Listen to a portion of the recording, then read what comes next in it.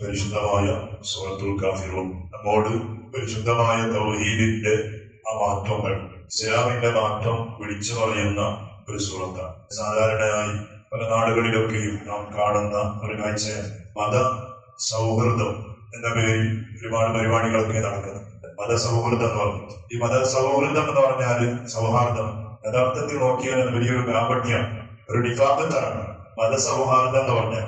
അതൊന്നില്ല. ഏതൊരു മതക്കാരനും അങ്ങനെ ഒരു മതത്തിന് ഒരു സൗഹാർദ്ദം ചെയ്യാൻ പറ്റിയതല്ല, അത് പാടുള്ളതല്ല എന്ന് വിളിച്ചു പറയുന്ന ഒരു സൂറത്താണ് സൂറത്തുൽ കാഫിറൂൻ. യാ അയ്യുഹൽ കാഫിറൂൻ ലാ അഅ്ബുദു മാ തഅ്ബുദൂൻ. മതത്തിന് ഒരു സൗഹാർദ്ദമുണ്ട്. പിന്നെ വിശ്വാസികൾക്കിടയിൽ, മനുഷ്യർക്കിടയിൽ ഒരു സൗഹാർദ്ദം, അത് അത്യാവശ്യമാണ്. അത് വേണമെന്ന് പഠിപ്പിച്ച മതമാണ് പരിശുദ്ധമായ ഇസ്ലാം. അക്രിം ജാറക വലൗ കാന കാഫിറാ. നിന്റെ അയൽവാസി അവൻ വിശ്വാസി അല്ലെങ്കിലും അവനെ നീ ബഹുമാനിക്കണേ എന്ന് പഠിപ്പിച്ച മതമാണ് പരിശുദ്ധമായ ഇസ്ലാം. നിന്റെ അയൽവാസി പട്ടിണി കിടക്കുമ്പോൾ ആ അയൽവാസി ആരായാലും നീ വയറു നിറയെ ഭക്ഷിക്കുന്നവനാണോ, എന്നാൽ നീ മുഅ്മിനല്ല എന്ന് പഠിപ്പിച്ച പ്രവാചകനാണ് മുഹമ്മദ് റസൂലുള്ളാഹി സ്വല്ലല്ലാഹു അലൈഹി വസല്ലം. അതെന്താ? മനുഷ്യർക്കിടയിലുള്ള ആ ഒരു സൗഹൃദമാണ്, മനുഷ്യത്വം എന്ന് പറയും. അത് വേണം. അത് ഇസ്ലാം പ്രോത്സാഹിപ്പിച്ചതാണ്, അത് പഠിപ്പിച്ചതാണ്. എന്നാൽ മതങ്ങളുടെ ഇടയിൽ ഒരു സൗഹാർദ്ദം അതെങ്ങനെയാൻ പറ്റാം? ഒരു മുസ്ലിം ആണെങ്കിൽ അവൻ ഇസ്ലാം എന്ന മതത്തിന് അവന്റെ ഒരു ചിട്ടയുണ്ട്, ആ മതത്തിന്റെ ഒരു നിയമമുണ്ട്. ആ നിയമം അനുസരിച്ച് ആ മതത്തിന്റെ വഴിക്ക് പോകും. അല്ലെ? ഓരോ മതം എടുത്ത് നോക്കിയാൽ ഇസ്ലാം എന്ന് പറഞ്ഞെന്താ? ഇസ്ലാം ഏക ദൈവവിശ്വാസം. ഈ സൂറത്ത് തന്നെ പഠിപ്പിക്കുന്നത് തൗഹീദാണ്. തൗഹീദിന്റെ മതമാണ് പരിശുദ്ധമായ ഇസ്ലാം എന്ന് പറഞ്ഞാൽ. പിന്നെ ഹിന്ദുക്കളുടെ മതം, ഹൈന്ദവ മതം എന്ന് പറഞ്ഞെന്താ? അത് ബഹുദൈവ വിശ്വാസമാണ്. ബഹുദൈവ വിശ്വാസമാണ്. പല പഠിച്ചവന്മാർ അവർക്കുണ്ട്. അച്ഛന്മാരുടെ മതം എന്ന് പറഞ്ഞെന്താ? നമ്മുടെ മതം പോലെയാണോ? നമ്മുടെ മതത്തിന്റെ ഒരു വിശ്വസിക്കുന്ന അല്ലാഹ്, നമ്മൾ വിശ്വസിക്കുന്ന അല്ലാഹ്, ആ അല്ലാഹ്ക്ക് ഒരുപാട് നിയമങ്ങളുണ്ട്. അല്ലാഹുവിന്റെ നിർബന്ധമായ നിരോധ സിഫത്തുകളുണ്ട്. അല്ലാഹുവിന്റെ പാടില്ലാത്ത മുസ്തഹീലായ സിഫത്തുണ്ട്. ഇതൊക്കെയും ഒത്തുകൂടുമ്പോഴാണ് നമ്മുടെ പടച്ചവനാവുക. അങ്ങനെയുള്ള ഒന്നും മറ്റു മതത്തിലില്ല. നസ്രാനികൾ എന്താ പറയുന്നത്? അവർക്കൂടെ ദൈവം എന്താ? യേശു.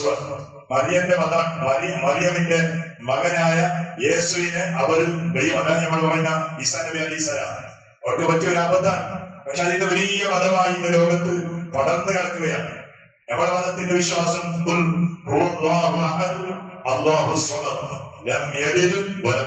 അതിന്റെ നേരെ വിരുദ്ധാണ് അവരുടെ മതം. ഒരു ഉമ്മാന്റെ മകനാണ് യേശു. ആ യേശുവിനെയാണ് അവർ പഠിച്ചവനായി വിശ്വസിക്കുക. എന്നിട്ട് ഇങ്ങനെ മതത്തിന്റെ ഇടയിൽ ഓരോരുത്തർക്കുമുള്ള പല രൂപത്തിലുള്ള വിശ്വാസങ്ങൾ ഉണ്ടാകുമ്പോൾ അതിന്റെ ഇടയിൽ ഒരു സൗഹാർദ്ദം, മതസൗഹാർദ്ദം എന്നത് ഒരു കാപട്യം, ഒരിക്കലും അതില്ല. പിന്നെ വിശ്വാസികളുടെ ഇടയിലുള്ള ആ ഒരു സൗഹൃദം, മനുഷ്യത്വം, അത് ഉള്ളതാണ്. അതിന് ഇസ്ലാം പ്രോത്സാഹിപ്പിച്ചതാണ്. അപ്പൊ നമ്മളെ മതത്തിൽ അടിയുറച്ചുകൊണ്ട് മറ്റുള്ള വിശ്വാസിയെ സ്നേഹിക്കണമെന്ന് പഠിപ്പിച്ച മതമാണ് പരിശുദ്ധമായ ഇസ്ലാം. അത് മനസ്സിലാക്കാതെ പോകുമ്പോഴാണ് ഇന്ന് ലോകത്തിന് പല രൂപത്തിൽ ഇതിന്റെ പേരിൽ എന്താ സംഭവിക്കുക? ഇതിന്റെ പേരിൽ മതസൗഹാർദ്ദം എന്ന പേരിൽ അതിന്റെ പിന്നിൽ നടക്കുന്ന എന്താ? പല ആളുകളെയും അവരവരുടെ മതത്തിലേക്ക് വലിച്ചു കൊണ്ടുപോകുന്ന പരിപാടിയാണ്. അതില്ലാത്ത ഒരേ ഒരു മതമുള്ള ഇസ്ലാം മാത്രമാണ്. ഇസ്ലാം അന്ന് അഭിപ്രായ തങ്ങൾ തന്നെ അടിവരയിട്ട് പറഞ്ഞു, ലാ ഇക്റാഹ ഫിദ്ദീൻ. പരിശുദ്ധമായ ദീനിൽ ഒരാളെ നിർബന്ധിപ്പിച്ചുകൊണ്ട് അവരെ മതത്തിലേക്ക് കൊണ്ടുവരാൻ ഇല്ല. ഇസ്ലാം അന്നും പഠിപ്പിച്ചിട്ടില്ല, ഇന്നും പഠിപ്പിച്ചിട്ടില്ല. ഓരോരുത്തർ അവരവർ മനസ്സിലാക്കി അല്ലാഹുവിലേക്ക് മടങ്ങി വരുന്നുണ്ടോ? അൽഹംദുലില്ലാഹ്. അതാ അച്ഛന്മാർ ചെയ്യുന്നെന്താ? ഈ മതസൗഹാർദ്ദം എന്ന പേരിൽ ചെയ്യുന്നെന്താ? അവരുടെ മതത്തിലേക്ക് ആളുകൾ വലിച്ചു കൊണ്ടുപോവാൻ. ഹിന്ദുമതക്കാർ ഹൈന്ദവർ ചെയ്യുന്നതെന്താ? അവരിലേക്ക് കൊണ്ടുപോവാൻ. ഇതാണ് ഈ മതസൗഹാർദ്ദത്തിന്റെ പിന്നിൽ നടക്കുന്ന പ്രവർത്തനങ്ങൾ. അതില്ലാത്ത ഒരേ ഒരു മതമുള്ളൂ, പരിശുദ്ധമായ ഇസ്ലാം മാത്രമാണ്. ഇസ്ലാം നമ്മോട് അന്നും ഇന്നും പറഞ്ഞു, ദീനിൽ ഒരാളെയും നിർബന്ധിപ്പിച്ച് അല്ലെങ്കിൽ അടിച്ച് അല്ലെങ്കിൽ അവരെ ഭീഷണിപ്പെടുത്തി അല്ലെങ്കിൽ അവർക്ക് പ്രചോദനങ്ങൾ നൽകി ഇസ്ലാമിലേക്ക് കൊണ്ടുവരുന്ന പരിപാടിയില്ല. ഇതിന്റെ ആവശ്യം ഇസ്ലാമിനില്ല. അതിന്റെ ആവശ്യം തന്നെ ഇസ്ലാമിനില്ല എന്നതാണ് പരിശുദ്ധമായ ഖുർആൻ നമ്മെ പഠിപ്പിക്കുന്നത്. പറഞ്ഞു വന്നത് ഒരിക്കലും സ്നേഹത്തിനോ മനുഷ്യത്വത്തിനോ എതിരല്ല പരിശുദ്ധമായ ഇസ്ലാം. അതൊക്കെയും വേണ്ടതുപോലെ പഠിപ്പിച്ച് അത് ജീവിതത്തിൽ കാണിച്ചു കൊടുത്ത നേതാവാണ് മുഹമ്മദ് റസൂലുള്ളാഹി സ്വല്ലല്ലാഹു അലൈഹി വസല്ലം. പരിശുദ്ധമായ മദീനയിലേക്ക് നസ്രാനികൾ കടന്നു വന്നപ്പോ അവർക്കുള്ള ഇബാദത്തിന്റെ സമയമാകുമ്പോ മദീനത്തെ പള്ളിയുടെ ഒരു ഭാഗത്ത് അവർക്ക് നിസ്കരിക്കാൻ വേണ്ടിയിട്ടുള്ള വ്യവസ്ഥകൾ സംവിധാനങ്ങൾ ചെയ്തു കൊടുത്തു. അവർക്കുള്ള ഇബാദത്ത്, അതായത് അച്ഛന്മാരുടെ ഇബാദത്തിന്റെ സംവിധാനം ഹബീബായ റസൂലുള്ളാഹി സ്വല്ലല്ലാഹു അലൈഹി വസല്ലം തങ്ങൾ ചെയ്തു കൊടുത്തു. അത് ലോകത്തോട് മാതൃകയായി ഖിയാമത്ത് നാൾ വരെ വരുന്ന ആളുകൾക്ക് ഒരു മാതൃകയായി കാണിച്ചു കൊടുത്ത നേതാവാണ് മുഹമ്മദ് റസൂലുള്ളാഹി സ്വല്ലല്ലാഹു അലൈഹി വസല്ലം. അപ്പൊ അതിനൊന്നും പരിശുദ്ധമായ ഇസ്ലാമില്ല. ഇല്ലയോ, നമുക്ക് നമ്മുടെ വിശ്വാസവും നമ്മുടെ ആചാരങ്ങളും നമ്മുടെ ആരാധനകളും അതിലൊക്കെയും ഒരു വിട്ടുവീഴ്ച എന്നത് ഇസ്ലാം ഒരിക്കലും പറയുന്നില്ല.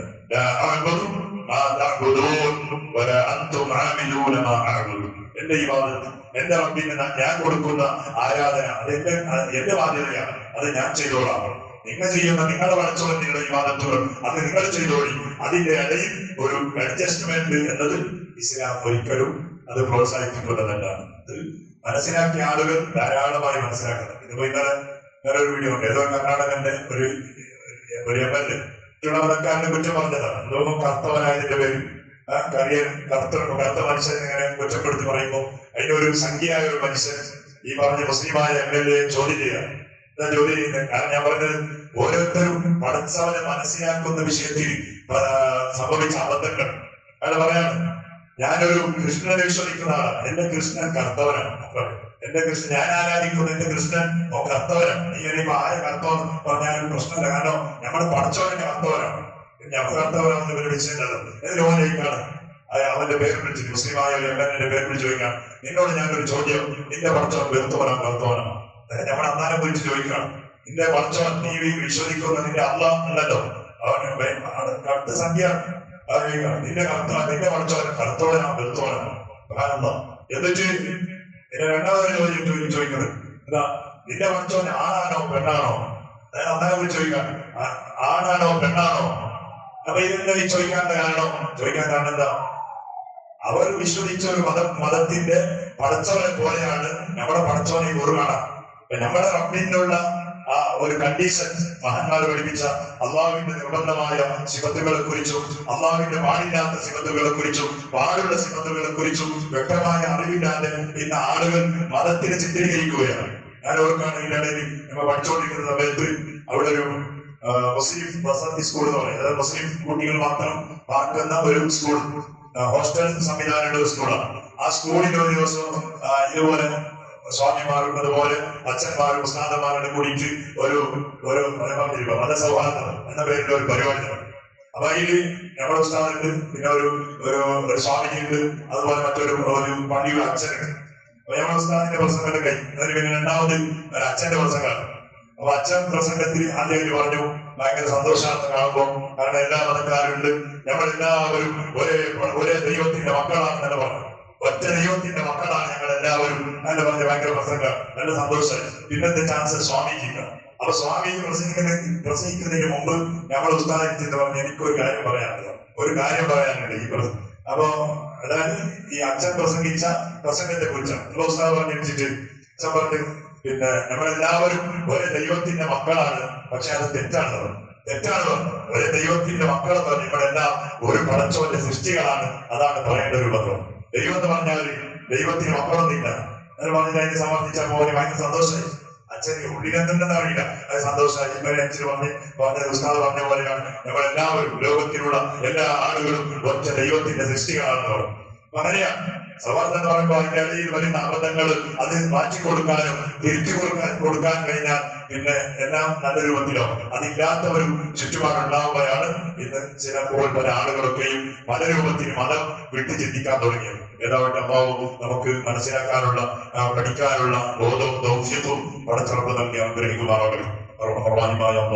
ഞങ്ങൾ ഉമ്മാന്റെ വയറ്റിൽ നിന്ന് ഇറങ്ങി വരുമ്പോ മുഹമ്മദ് റസൂലുള്ളാഹ് എന്ന് പറഞ്ഞ വിശ്വസിച്ച ഒരു ഉപ്പാന്റെ മക്കളായി ഞങ്ങൾ ഇവിടെ ജനിച്ചു വന്നു. അൽഹംദുലില്ലാഹ്. ഈ ഒരു സൗഭാഗ്യം, ഈ ഒരു നല്ല ഒരു അവസരം പടച്ചവനെ ഇത് നമ്മുടെ മരണം വരെ മരിക്കുന്ന സമയത്തും ഈ ഒരു ചുറ്റുപാട് നീ നിലനിർത്തണേ അല്ലാഹ്. ലാ ഇലാഹ ഇല്ലല്ലാഹ് മുഹമ്മദുർ റസൂലുള്ളാഹ് എന്ന ആ കലിമത്തിന്റെ അനുയായികളായി തന്നെ ഞങ്ങളെ നീ മരിപ്പിക്കണേ അല്ലാഹ്. ഈമാനോടുള്ള മരണം, ഈമാനോടുകൂടിയുള്ള മരണം പടച്ചവനെ നിന്റെ ഔദാര്യം കൊണ്ട് ഞങ്ങൾക്ക് നീ നൽകണേ അല്ലാഹ്. ഒരുപാട് കാലം നിനക്ക് വേണ്ടി എല്ലാ പ്രവർത്തനങ്ങളും ഇബാദത്തുകളും എല്ലാം ചെയ്ത് അവസാന സമയമാകുമ്പോ പടച്ചവനെ ഞങ്ങളെ നീ കൈവിടല്ലേ അല്ലാഹ്. ഞങ്ങളെ നീ കൈവിടല്ലേ ഉണ്ട്, ഞങ്ങളെ നീ കബൂലാക്കണേ അല്ലാഹ്. നമ്മുടെ ജീവിതത്തിൽ ചെയ്ത എല്ലാ അമലുകൾ, പ്രവർത്തനങ്ങൾ, നിസ്കാരങ്ങൾ, നോമ്പുകൾ, ഖുർആൻ, ദിക്ർ, സ്വലാത്ത്, സദഖകൾ, എന്തൊക്കെ നന്മകൾ റബ്ബേ നിന്നെ പൊരുത്തപ്പെടിക്കാൻ ഞങ്ങൾ ചെയ്തിട്ടുണ്ടോ അത് മുഴുവനും യാ അല്ലാഹ് നിന്റെ ഫضل കൊണ്ട് ഞങ്ങളിൽ നിന്ന് കബൂലാക്കല്ലോ. അതിൽ സംഭവിച്ച വല്ല പോരായ്മകൾ, അബദ്ധങ്ങൾ, ഖതറുകൾ, കുറ്റങ്ങൾ, പടച്ചവനെ ഖിലാസിന്റെ കുറവുകൾ, ഭക്തിയുടെ കുറവുകൾ വല്ലതും വന്നുപോയിട്ടുണ്ടെങ്കിൽ അതെല്ലാം പരിഹരിച്ചുകൊണ്ട് ഞങ്ങൾക്ക് അല്ലാഹു അതിലൊക്കെയും പരിപൂർണത നൽകണമുണ്ട്. അല്ലാഹ് എത്രയോ ആളുകൾ ആരോഗ്യമുള്ള സമയത്ത് നിന്റെ പള്ളിയിൽ വന്നവർ, ആരോഗ്യമുള്ള സമയത്ത് തഹജ്ജുദിന്റെ നേരത്ത് തന്നെ വീട്ടിലിടിച്ച് നിസ്കരിച്ച ഒരുപാട് ഉമ്മമാർ, സഹോദരിമാർ ആരോഗ്യം കുറയുമ്പോൾ അല്ലാഹ് വേണ്ടതുപോലെ ഇബാദത്ത് ചെയ്യാൻ കഴിയാതെ അവർ പ്രയാസപ്പെടുമ്പോൾ ആരോഗ്യമുള്ള സമയത്ത് അവർ ചെയ്ത ഇബാദത്തിന്റെ അതേ പ്രതിഫലം ഈ രോഗ സമയത്തും അവർക്ക് നീ നൽകണേ അല്ലാഹ്. നീ നൽകണേ ഉണ്ട്. എത്രയോ ആളുകൾ പടച്ചവനെ നമ്മുടെ പള്ളിയിൽ വന്നിരുന്നവർ രോഗം കാരണമായി വരാൻ കഴിയാതെ വലിയ വേദന അനുഭവിക്കുമ്പോൾ അവർക്ക് നീ പരിപൂർണ്ണ ശിഫാഅ നൽകണേ അല്ലാഹ്. ആഫിയത്ത് നൽകണേ അല്ലാഹ്. അവരുടെ രോഗങ്ങൾ മുഴുവൻ മാറ്റി കൊടുക്കണേ അല്ലാഹ്. ഏത് രോഗമാണെങ്കിലും, ഏത് രോഗത്തിന്റെ അണുക്കളാണെങ്കിലും പടച്ചവനെ അത് മുഴുവനും നീ മായ്ച്ചു കളയണേ അല്ലാഹ്, കരിച്ചു കളയണേ അല്ലാഹ്. പരിപൂർണ്ണ ആഫിയത്ത് കൊണ്ട് അവരുടെയും നമ്മുടെയും ശരീരങ്ങളെ നീ അനുഗ്രഹിക്കണേ അല്ലാഹ്. ഗൾഫിലും മറ്റും അധ്വാനിക്കുന്ന എല്ലാ കുടുംബങ്ങളും, നാട്ടുകാരും, സ്നേഹിതന്മാരും പടച്ചവനെ നമ്മുടെ പള്ളി, മദ്രസ, ദീനി സ്ഥാപനങ്ങൾ അതിലൊക്കെയും സഹായിക്കുന്ന നല്ലവരായ പ്രവാസികൾ അവർക്കൊക്കെയും നീ വലിയ ബറക്കത്ത് നൽകണോ, സന്തോഷം നൽകണോണ്ട്. അവർ ചെയ്യുന്ന ജോലിയിൽ ബറക്കത്ത് നൽകണോ. ജോലി ഇല്ലാതെ ബേജാറായവർ അല്ലാഹുവേ അവർക്ക് ഹൈറായ ജോലിയുടെ വഴികൾ തുറന്നു കൊടുക്കണേ അല്ലാഹ്. പടച്ചവനെ കടവിലും കരയിലും അധ്വാനിക്കുന്ന ഒരുപാട് ആളുകൾ അല്ലാഹ്, ഞങ്ങളും പല രൂപത്തിൽ നമ്മുടെ ഭാര്യമക്കളെ നോക്കാൻ കഷ്ടപ്പെടുന്നവരാണ്, അധ്വാനിക്കുന്നവരാണ്. വാഹനങ്ങളിൽ അധ്വാനിക്കുന്ന പലരുമുണ്ട് അല്ലാഹ്. ഓരോ സെക്കൻഡുകളിലും നിന്റെ പ്രത്യേകമായ ഹിഫ്ദ് നൽകണേ അല്ലാഹ്, കാവൽ നൽകണേ അല്ലാഹ്, സലാമത്ത് നൽകണേ അല്ലാഹ്, സന്തോഷം നൽകണേ അല്ലാഹ്. അല്ലാഹുവേ ഒരു കൂട്ടുകാരൻ ഇന്നലെ ഗൾഫിൽ പോയി പടച്ചോനെ നമ്മുടെ പള്ളിയെ നല്ലോണം സ്നേഹിക്കുന്ന ഒരു ചെറുപ്പക്കാരനാണ് അല്ലാഹ്. അവയെ മനസ്സിന്റെ സമാധാനം കൊടുക്കണേ അല്ലാഹ്, മനസ്സിന്റെ സമാധാനം കൊടുക്കണേ അല്ലാഹ്. ചെയ്യുന്ന ജോലികൾക്ക് വലിയ സന്തോഷം നൽകണേ അല്ലാഹ്. പരിപൂർണമായ ആഫിയത്തും ആരോഗ്യവും ദീർഘായുസ്സും ചെറുപ്പക്കാരനും അതുപോലെ പ്രവാസികളുടെ കുടുംബങ്ങളുടെ നാട്ടിൽ പലരുമുണ്ട് അല്ലാഹ്. തിരിച്ചു വരുന്നത് വരെ നാട്ടിലുള്ള കുടുംബത്തിന് നീ പരിപൂർണമായ ഹിഫ്ദ് നൽകണേ അല്ലാഹ്. ബിഹഖി സയ്യിദിനാ മുഹമ്മദ് സ്വല്ലല്ലാഹു അലൈഹി വസല്ലം. ഹസ്ബുനല്ലാഹു വനിഅമൽ الوكيل نعم المولى ونعم النصير. حسبنا الله ونعم الوكيل نعم المولى ونعم النصير. حسبنا الله ونعم الوكيل نعم المولى ونعم النصير. صلى الله على محمد صلى الله عليه وسلم. صلى الله على محمد صلى الله عليه وسلم. صلى الله على محمد صلى الله عليه